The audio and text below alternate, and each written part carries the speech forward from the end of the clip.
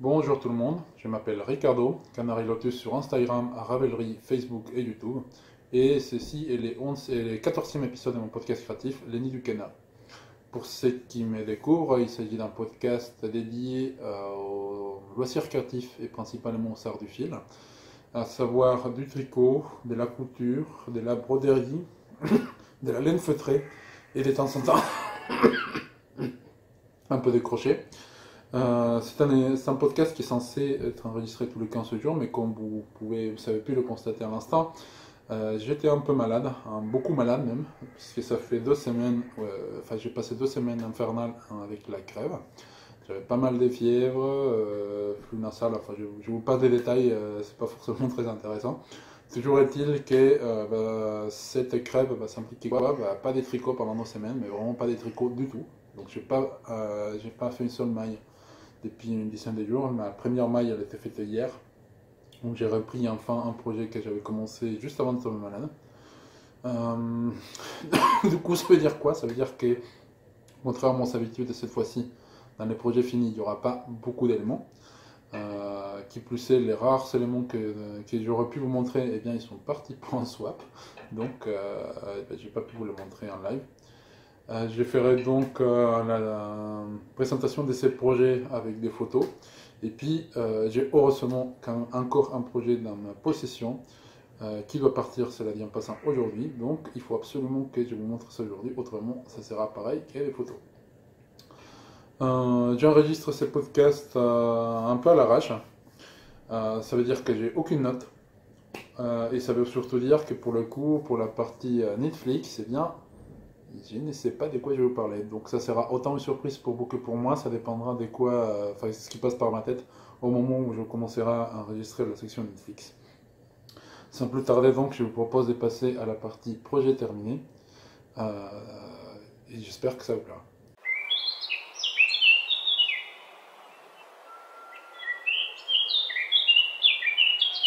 Donc projet terminé, cette fois-ci j'en ai 4. Et en plus ce sont des projets très spéciaux parce que ce sont des projets qui ont été faits pour des podcasteuses. Je m'explique. Pour ceux qui ont suivi, j'ai participé au, au swap des geeks créatifs organisé par Lorraine du podcast Les Journaux de la Loue. Donc, pour ceux qui ne connaissent pas, donc, Lorraine elle a un podcast dans lequel elle fait beaucoup de crochets, beaucoup de tricots, des dessins des ouf. Et de temps en temps un peu de couture. D'ailleurs, sa dernière chemise avec l'alien applique, j'aime beaucoup. Et en fait, donc Lorraine avait organisé un swap dans lequel l'idée c'était de choisir un thème geek. Et on avait une limite de budget. L'idée donc c'était on envoie les swaps à quelqu'un qui avait choisi un thème et puis nous on reçoit en échange celui du thème de notre choix. Moi, pour ça, j'avais choisi le thème Edgar Allan Poe et H.P. Lovecraft, et j'ai eu la chance de tomber sur... Enfin, j'ai eu la chance que mon thème tombe sur Amy, du podcast Soconix, que je vous conseille également bien, qui en plus est quelqu'un que j'apprécie beaucoup et que je connais en personne, donc j'étais super content. Il se trouve qu'en discutant avec Lorraine, donc Lorraine avait dit que c'est dommage qu'elle aurait bien voulu tomber sur mon thème. Et moi je lui ai proposé, pourquoi pas, on n'a qu'à se faire un swap entre nous deux, et toujours sur la même thématique, toujours avec les mêmes règles, simplement que entre nous deux. On n'a pas voulu garder les mêmes thèmes que préalablement, et on s'est dit donc de choisir un nouveau thème. Donc moi j'avais choisi comme thème Les mystérieux étrangers de Mark Twain, qui est un bouquin de Mark Twain, que j'aime beaucoup et que je vous recommande. Que je vous recommande vivement. Et Lorraine avait choisi comme thème Vendredi et les landes du Pacifique de Michel Tournier, qui est également un bouquin. Donc du coup, pour ceux qui ne connaissent pas, donc, Vendredi et les landes du Pacifique, c'est l'histoire revisitée des Robinson Crusoe, dans lesquels Robinson passe par un certain nombre d'étapes pour enfin comprendre que le plus important c'est la simplicité et que, qu'il fallait apprendre à accepter la simplicité dans la vie.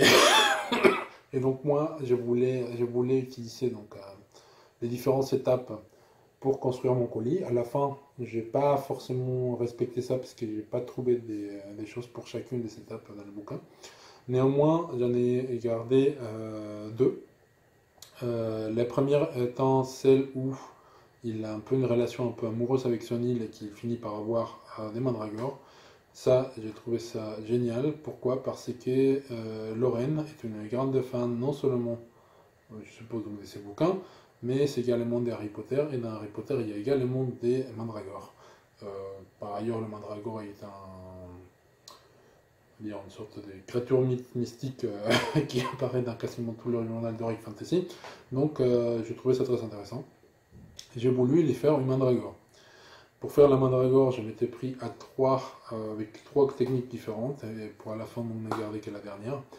La première, c'était de faire un mandragore en doudou cousu, donc avec du tissu. C'est une catastrophe, parce que je n'avais pas de patron, et j'ai voulu faire quelque chose sans patron. Jusqu'à présent, je n'ai jamais fait ça. J'écris toujours mon patron, même si c'est moi qui crée les patrons, je les pose sur le papier, je fais ma découpe, etc. Là, j'étais parti en freestyle, c'était une très très mauvaise idée.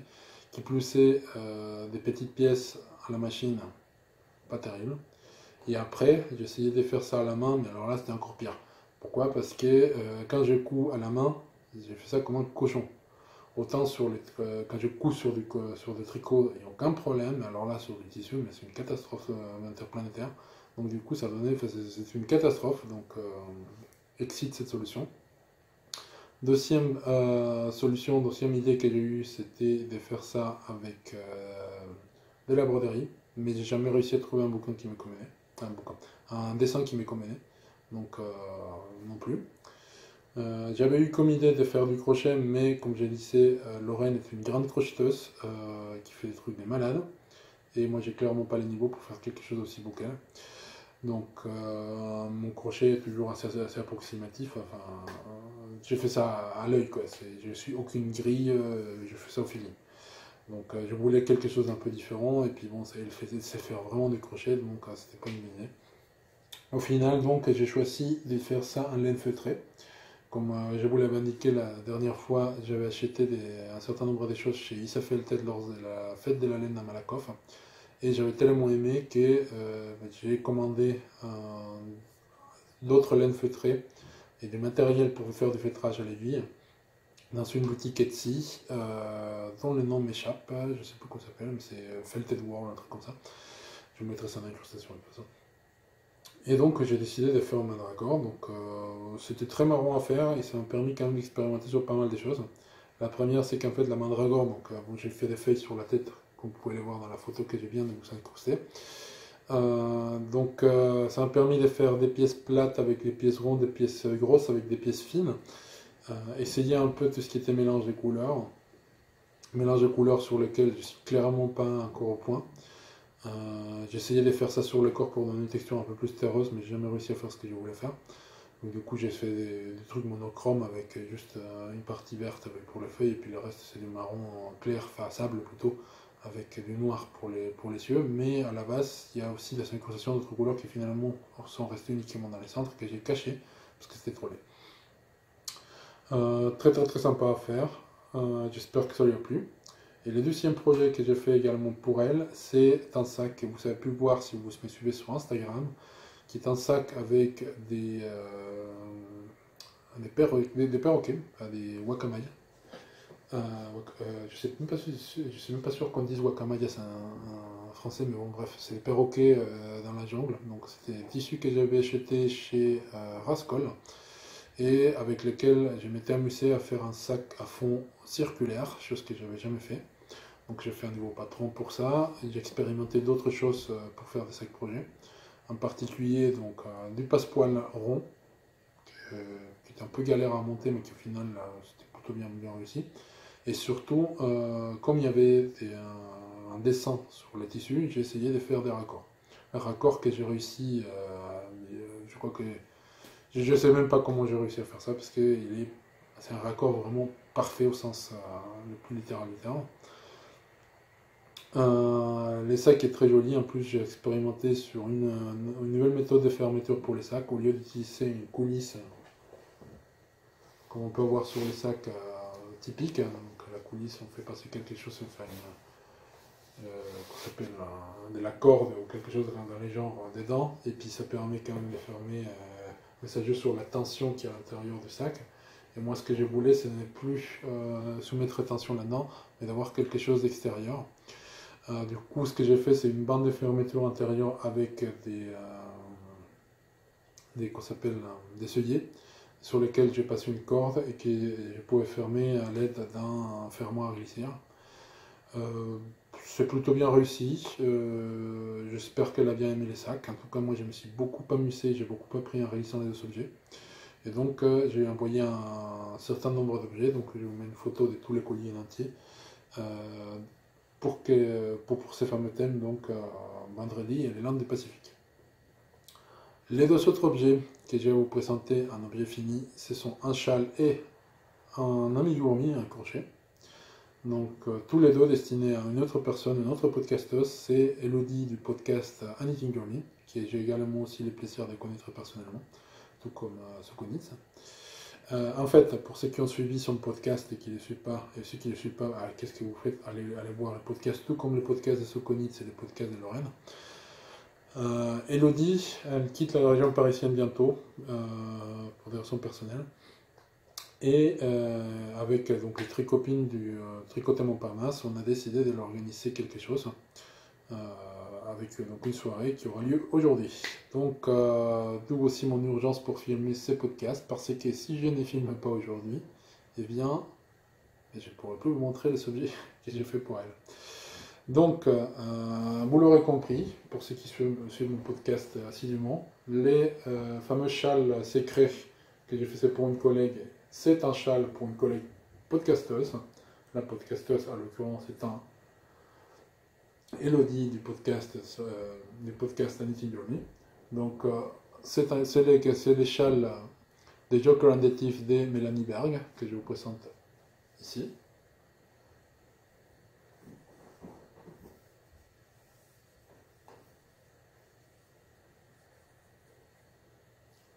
Voilà. Donc, pourquoi j'avais voulu au début les présenter comme un projet secret, c'est qu'en fait, j'avais posé comme question directement, dans ma grande délicatesse, j'avais posé comme question à Elodie quelle était sa couleur préférée, elle m'a dit bleu, et comme vous le voyez, c'est un châle très bleu. Et en fait, j'avais peur qu'elle s'en doute. Du coup, c'est pour ça que j'avais dit au début que c'était un projet secret. Au final, je me suis dit, je vais tellement de projets qu'elle ne va pas forcément se dire que c'est pour elle. Donc du coup, j'ai quand même présenté ça dans le podcast. Et non seulement ça, j'ai en plus tricoté devant elle. Donc j'ai vraiment, voilà quoi, les mecs me sous c'est un châle très sympathique à faire qui était fait avec, qui a la possibilité de permettre d'utiliser pas mal de restes. Moi je ne l'ai pas fait avec des restes, mais si jamais il vous plaît, je vous conseille d'utiliser des restes parce que les métrages utilisés sont quand même assez faibles. Vous utilisez entre les 20 grammes, 20 à 30 grammes par couleur.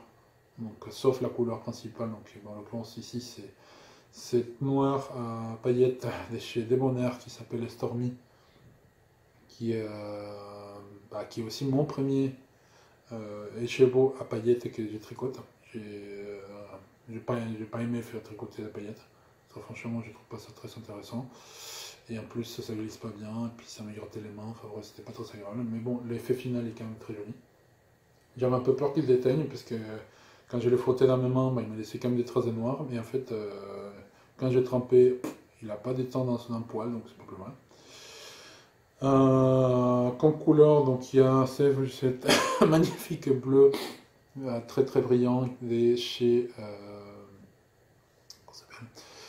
Squirrel Yarns, donc des chez Lissa, dans sa qualité Noisette Fingering, qui s'est marié aussi avec une autre couleur d'HSL qui est, on va dire lilas, lilas très froid, qui s'appelle Fleur d'élan, avec ces bleus, pardon, parce que je me souviens plus vraiment son prénom, voilà. C'est la Féfil, les couleurs, c'est Loreline. Après, il y a Iceberg chez Non, c'est pas Iceberg. Si, c'est Iceberg. Des Iceberg de chez Imogen et Big Bad Jones. Et c'est magnifique bleu canard, enfin c'est plutôt en vert d'ailleurs, de chez Bibounette, donc la laine de Bibounette qui s'appelle les Coins de Sidonie. Donc tout ça pour faire ces magnifiques châles. Donc à la base, ce qu'il faut savoir, c'est que les châles, enfin cette section que vous voyez là, toute noire, enfin avec plus de noir que des couleurs contrastantes, est censée démarrer ici. Ici, là, dans cette frange verte. Donc en fait, moi, ce que j'ai fait comme modification, c'est de rajouter toute cette section-là, là, ce que vous voyez là. Donc là, là, là, 5 franges supplémentaires parce que j'ai trouvé qu'il n'était pas assez long. Donc à la fin, il est quand même très très long. Il est sur 2,40 m des pointe à pointe. Mais je suis pas mécontent d'avoir allongé puisque j'ai trouvé quand même qu'il était petit. Très sympa à faire. J'étais ric-rac à la fin, ce qui fait que du coup, au lieu de faire comme l'indiquaient les patrons, j'ai rapproché les sections les unes des autres. Mais très sympathique à faire, très graphique, très très graphique. Je vous le recommande vivement, surtout si vous savez plein des restes. Ça, c'est typiquement les châles pour consommer des restes. Et donc, il va partir chez Elodie aujourd'hui. Et puis la deuxième chose que j'ai fait pour Elodie, c'est comme vous le savez si vous suivez son podcast depuis longtemps, Elodie elle a un lapin. Et son logo, en tout cas son premier logo, c'était un lapin. Donc je l'ai fait un lapin. Voilà. Comme j'indiquais, donc voilà, ça c'est ma qualité de travail au niveau crochet, c'est un peu ça. C'est-à-dire que c'est pas forcément super régulier, c'est assez approximatif, mais c'est quand même très joli, enfin, moi j'aime beaucoup. Donc voilà, donc Elodie elle aura donc, et son châle et son lapin. Donc et on lui fait une soirée aujourd'hui. Je pourrais malheureusement pas rester très longtemps parce que je suis encore un peu malade, mais je passerai quand même pour le faire coucou, lui donner les deux objets et j'espère qu'elle va aimer. Voilà pour les objets terminés.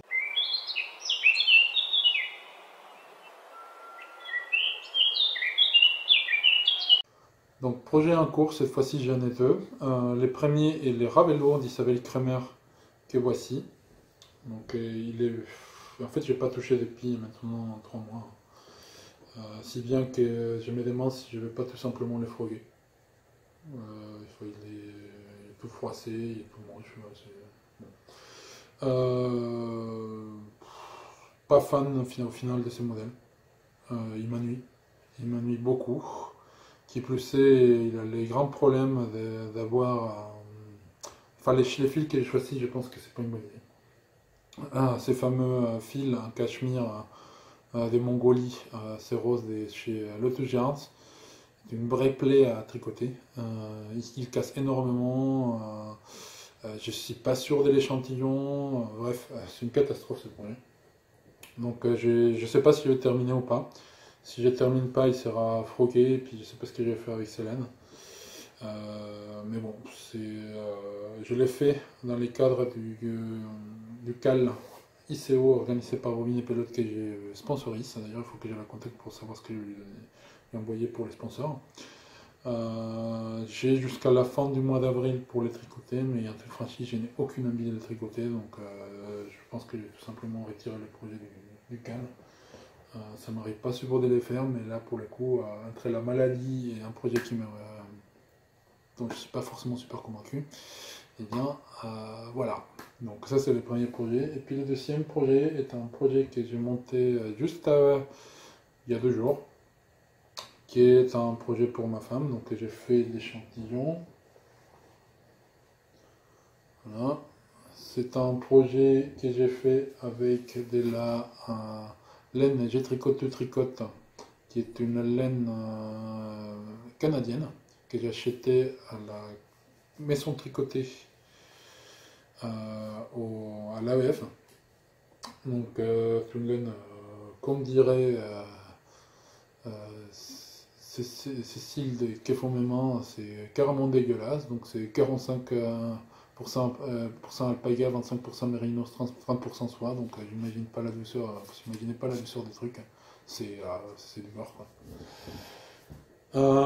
Les projets en question, c'est quoi? C'est l'herbarium des Nadia Crétin-les-Chênes. Donc j'ai fait pour ma femme dans la deuxième taille, donc la taille L. Voilà, j'ai juste monté les mailles. J'ai eu un doute au début parce que je pensais qu'ils savaient brider, mais au final non, ils sont pas bridés.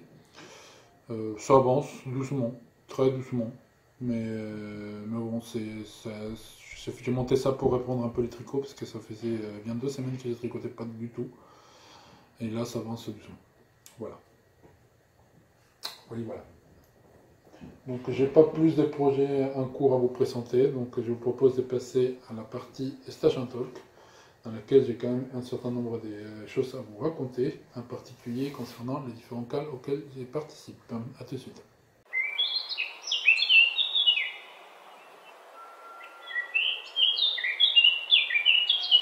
Donc, Stage and Talk, cette fois-ci un Stage and Talk, j'ai le plaisir de vous dire que pour une fois, je n'ai rien acheté. Cela dit, j'étais malade. Donc, il y a peut-être une relation de cause à effet. Mais bon. Néanmoins, j'ai quand même beaucoup d'ajouts dans mon stage parce que j'étais très gâté par des swappeuses. Donc, la première swappeuse, c'est bien entendu Lorraine du Journal de la Lue qui m'a envoyé un colis magnifique, dont je vous mets l'image à l'écran, et qui m'a envoyé dans son colis ces deux pelotes des Biolana, qui est une laine italienne, dans deux coloris verts très jolis, donc un vert un peu tilleul et un vert un peu plus sapin, que je vais certainement utiliser pour me faire un bonnet ou quelque chose de la sorte. Donc elle m'a envoyé ça dans les cadres de notre sorte qui s'était organisé entre nous deux. Moi j'avais choisi comme thème les livres Maybe Still a Stranger de Mark Twain, dont je vous parlerai dans quelques minutes, parce que pendant ma convalescence, pendant ma crève, je ne pouvais pas lire. Pourtant, j'ai consommé beaucoup de bouquins entre temps. Je dirai un peu plus pourquoi. J'ai été également gâté par des personnes qui participent au cal que j'organise, qui est les cals Extrinsic Color Cal, dans lesquels l'idée était de choisir un patron dans lequel il y a plusieurs couleurs, en choisir une ou un certain nombre à échanger. Et derrière, ce sont des personnes qui participent au cal qui allaient swapper ces couleurs avec nous. De sorte à ce qu'à la fin, on va se retrouver à tricoter des choses qu'on n'aurait pas forcément choisi nous-mêmes en termes de combinaison de couleurs. Et moi, j'ai décidé de faire un châle à 5 couleurs qui s'appelle Colorisiki, qui est un châle, qui est un patron des habits d'Al, qui je crois que c'est Habit Knits sur Ravelry, qui est un châle très joli avec 5 sections, chacune une couleur différente et des pompons avec une arête centrale. Enfin, c'est un châle qui est magnifique, que j'ai découvert tout franchement par hasard. Et mes swappés, donc j'ai décidé d'en avoir 4, donc n'ai gardé qu'une seule couleur que j'ai décidé à moi-même. Et mes swappés m'ont envoyé, pour commencer, donc Cal et Lavray m'a envoyé un premier écheveau qui est ces magnifiques écheveaux d'histoire d'Hélène. Les coloris, c'est Singolan, je crois, qui est un joli violet. Pas content de m'envoyer donc cet écheveau qui est déjà très beau. Il m'a également envoyé celui-ci, qui est les coloris Dark Dreams d'une laine américaine qui s'appelle Gobble Gobble. Donc juste pour l'anecdote, moi je suis un amateur de South Park. Il se trouve que dans South Park, il y a un personnage qui s'appelle Timmy, qui, dans l'épisode Helen Keller the Musical, qui est un épisode, je crois que c'est en saison 8, il décide d'adopter une dinde. Et donc, pour ceux qui connaissent South Park, ils savent que Timmy est un personnage qui souffre d'un handicap mental et moteur. Et en fait, comme histoire de... Enfin, c'est South Park, il ne pouvait pas faire quelque chose de politiquement correct. Il décide, donc, le personnage en question décide d'adopter une dinde qui est aussi handicapée moteur et handicapée mental. Et la dinde en question s'appelle Gobbles. Donc la laine que vous voyez ici a comme logo une dinde et il s'appelle Gobble Gobble. Donc du coup c'est vraiment collecteur, j'adore. Ça m'a fait trop penser à ça. Donc je vais certainement essayer de trouver quelque chose dans ce thème-là, puisque comme il m'a envoyé 2 chevaux que j'en avais besoin que d'un seul de sa part, Il y en a un des deux qui ne partira pas pour le projet, et ça sera celui-ci, parce que celle-ci elle est un peu plus spéciale à mon sens. C'est un bonus qu'elle m'a offert, d'ailleurs. Je sais pas encore, enfin je sais pas encore ce que je vais faire avec ça, mais il faut que je trouve un projet un peu plus spécial. Je veux dire. Pas que l'autre soit pas spécial, mais celui-là, c'est un bonus auquel je ne m'attendais pas du tout. Donc, voilà. Ma deuxième swapée dans le cadre de ça, donc c'était Long Cheveux Poil des Chats qui m'a envoyé ça. Et c'est un écheveau des petits bouts de laine. C'est les coloris aqua, qui est en bleu avec violet, donc qui va très bien avec celui-ci. Voilà. Colis est très surprenant, cela dit en passant, puisque dans son colis, il a décidé de rajouter des noix. C'est la première fois qu'on m'envoie des noix par la poste, c'est vachement intéressant. Donc voilà. Troisième colis que j'ai reçu toujours dans les caves sécales, c'est ces magnifiques couleurs vertes qui est la couleur Elliot. Je suppose en honneur du Elliot, les dragons de Peter Elliot. Je pense. Hein. Je sais pas pourquoi, sinon il faudrait que je demande à Ludivine pourquoi ça s'appelle Elliot, mais je pense que ça va être ça. Qui est de la Merinos Super Wash et soie, 25% de soie, qui m'a été envoyé par Emaku. Voilà, donc on a ça. Et les derniers coloris qui m'étaient envoyés, que j'ai reçus hier, ça m'était envoyé par La Fée Westive. C'est des chevaux des Skinny Singles des Hedgehog Fibers. Et les coloris, c'est Fool's Gold. Donc voilà. Et vous l'aurez compris, quelle est la point commun de toutes ces couleurs-là? C'est qu'en fait, c'est mon logo. Donc en fait, il ne manque plus qu'une. Donc j'ai choisi de compléter le logo avec ces magnifiques écheveaux des Vilaines. C'est la Tordue MCN. Et les coloris, c'est Clémentine Confite. Ce qui me fait donc ceci comme combo. Si j'arrive à vous le montrer, c'est vraiment pas pratique. Voilà. Donc du coup, j'avais utilisé ça pour tricoter mon Coloriski des Abinitz. Je vais également bientôt tricoter les châles Mystery non, Mystery Chirrut. Oui, c'est ça, Mystery Chirrut des Sosunits, qui est un châle avec de la brioche, et que je vais tricoter dans le cadre du CAL les mystères du tricot express, organisé par la Pandalis, donc Alice de la Pandalis, et Magdalena des Triple des Mag, ainsi que Celia des Hatter's Knitting. Donc il y a 3 équipes. Moi j'ai décidé de m'inscrire dans l'équipe Miss Maple parce que je suis un grand amateur de Christie, comme vous avez pu le remarquer lors du dernier épisode, et que Miss Maple est tricote. Par ailleurs, et pourquoi les choix de ces châles? C'est un châle qui me fait des nœuds depuis très très longtemps, mais surtout c'est un châle qui, dont le nom en fait, est bien du fait que bon, c'est un mystérical à l'origine, mais surtout c'est un châle qui était inspiré du nom d'une série qui s'appelle Mystery She Wrote, Murder She Wrote, pardon, qui est la série connue sous le nom des Arabesques en France, et qui est une série inspirée tout simplement de l'un des meilleurs films d'Agatha Christie dont je vous ai parlé la dernière fois, qui est inspiré d'une œuvre dans laquelle le personnage principal est Miss Maple. Donc rien de mieux pour ces cales que de tricoter ces fameux châles. Voilà, voilà. Qu'est-ce que j'allais vous dire? Donc ça concernait donc les sauteurs et les livres. Donc comme je disais, pendant ma période de convalescence, j'étais incapable de lire parce que ça me faisait trop mal aux yeux. Heureusement, j'ai sauté les pas et commencé à utiliser des livres audio, en l'occurrence via l'application Audible. Pas des sponsors, rien du tout, je le dis tout de suite. J'ai eu le plaisir donc, de découvrir donc, cette application, j'en suis très très très content. J'ai trouvé des bouquins que je ne m'attendais pas à trouver. Donc, The Mystery Stranger, il y est, en anglais certes, mais il y est quand même. De toute façon, moi je lis toujours en anglais, donc ça ne me pose aucun problème.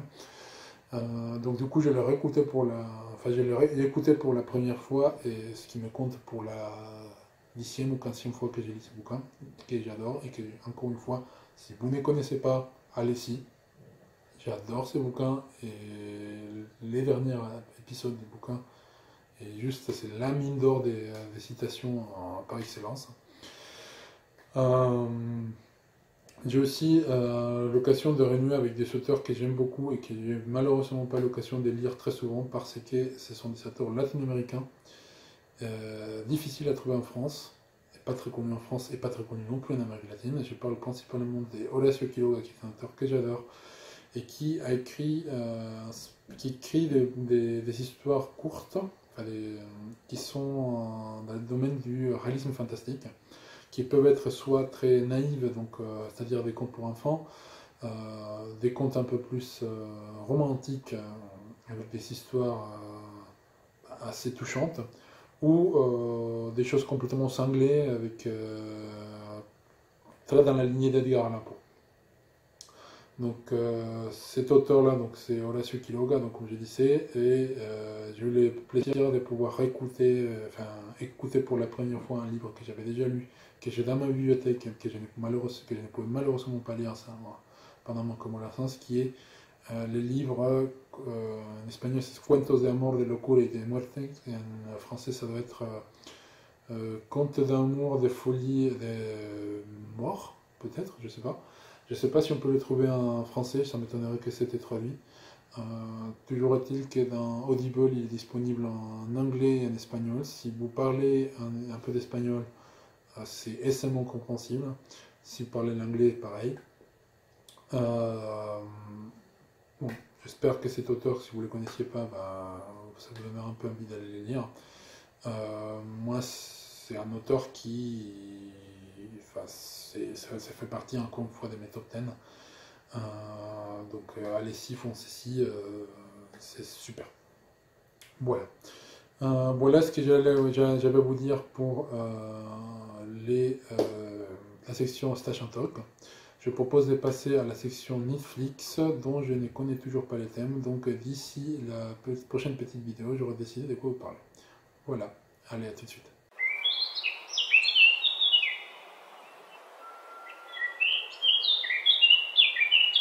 Voilà, donc cette fois-ci à Netflix, l'inspiration m'est venue, je ne sais pas pourquoi j'ai pensé à ça il n'y a même pas 2 minutes, sachant que la vidéo précédente, enfin même pas 2 minutes, même pas 1 minute tant que j'y pense, parce que la vidéo précédente je viens de la terminer il y a 30 secondes. Je vais vous parler cette fois-ci des films des luchadores. Donc je sais, c'est complètement farfelu, mais je me dis pourquoi pas. Donc en fait, comme vous le savez, au Mexique, la lucha libre, c'est quelque chose qui a eu un apogée bien plus précoce, on va dire, que ce que la lucha libre telle que vous la connaissez, principalement aux États-Unis, a pu avoir. Donc au Mexique, la lucha libre, ça a toujours été quelque chose d'assez tourné vers les spectacles, et la plupart des grands luchadores, en tout cas de l'époque d'or de la lucha libre mexicaine, ils sont tous passés à un moment donné ou à un autre par le cinéma. Donc ce sont des films, très franchement, c'est des gros navets, tous, autant les uns que les autres. Il n'y en a pas un des vraiment rescapables. Néanmoins, ce sont des films qui ont un charme de fou, parce que ça montre vraiment à quel point la notoriété publique de ces personnages était importante. Et ils sont souvent un peu un mix entre les folklores mexicains avec les folklores souvent des États-Unis, hein, je ne vais pas dire le contraire, mais ça donne quand même une touche assez... ce sont des films charmants en fait. Ce sont des films qui, très franchement, n'ont aucune valeur cinématographique en tant que telle, mais qui ont un charme de fou. Donc moi, je vais vous parler de ceux dont je me souviens de quand j'étais petit, parmi ceux que je me viens. Donc les premiers dont je vais vous parler, ça sera El Santo contra las momias de Guanajuato. Oui, donc ça paraît un jeu de mots, hein, il y avait un luchador qui s'appelait El Santo Enmascarado de Plata, c'était les sangs masqués d'argent, qui est probablement le luchador le plus connu de toute l'histoire de la lucha libre au Mexique, qui est le premier à s'être lancé justement au cinéma. Et en fait, lui, il faisait toujours des films dans lesquels il se battait toujours contre des méchants, et ici, à l'occurrence, c'est les momies. les momies, mais pas n'importe lesquelles, c'est celle de Guanajuato. Guanajuato est une ville coloniale au Mexique qui a la particularité d'être une ville minière. Or, les mines, elles sont données un certain nombre, enfin, elles apportent beaucoup de minéraux à l'eau. Et les personnes qui ont vécu dans Guanajuato, à l'époque où l'industrie minière était dans son apogée, elle buvait de l'eau qui était très chargée en minéraux et qui empêchait la décomposition des corps. Ce qui fait que la plupart des personnes qui ont été enterrées à Guanajuato, elles deviennent des momies naturelles.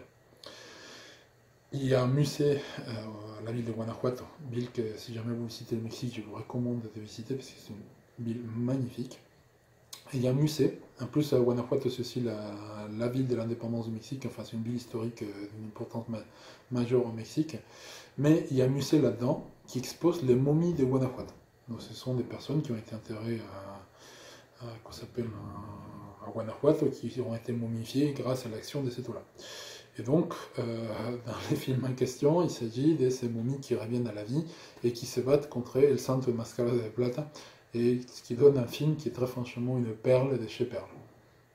Voilà, donc c'est un film qui est probablement l'un des plus connus d'El Santo, qui est vraiment très, très, très mexicain, plus mexicain on peut faire, parce que Las Momias de Guanajuato c'est quand même quelque chose.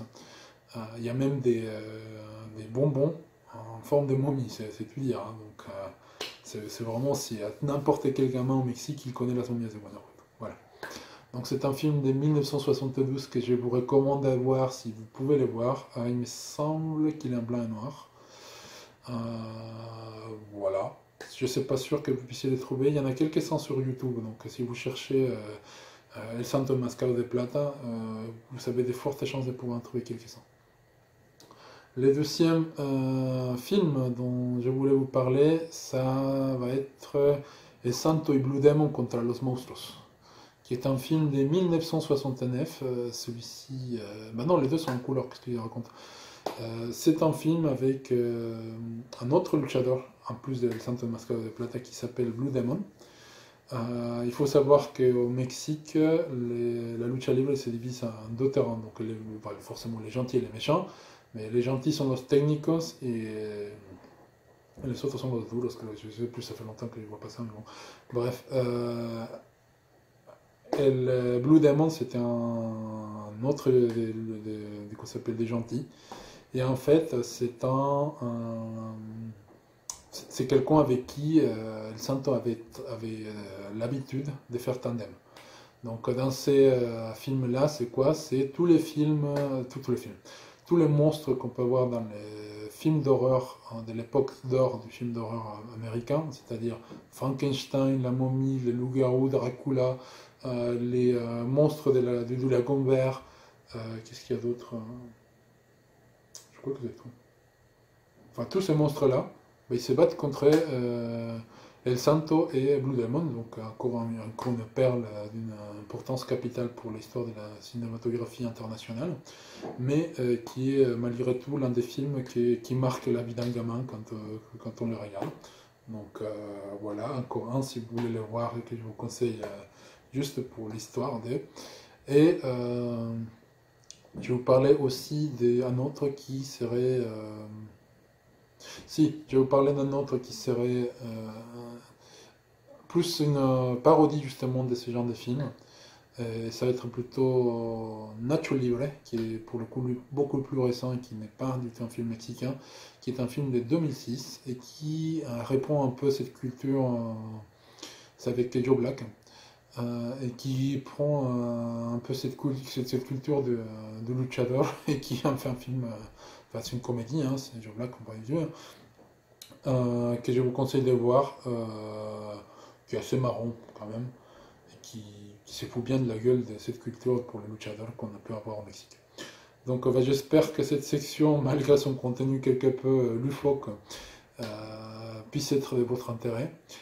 J'espère que vous allez très bien aller, donc que vous allez bien, que vos loisirs créatifs avancent. Et puis moi je vous dis à très bientôt dans un prochain épisode. À la prochaine. Au revoir.